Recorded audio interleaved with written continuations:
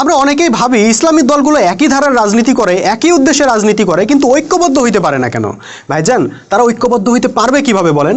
তারা তো ঐক্যবদ্ধ হওয়াকে বাধ্যতামূলক মনেই করে না। তারা মনে করেন মুসলমানদের মধ্যে রাজনীতি করার জন্য ভিন্ন ভিন্ন দল খোলা জায়েজ আছে। এই বিকৃত আকীদাটাই তাদের ঐক্যবদ্ধ হবার পথে প্রধান বাধা। তারা হয়তো ভুলে গেছেন যে এটা গণতন্ত্র না, এটা ইসলাম।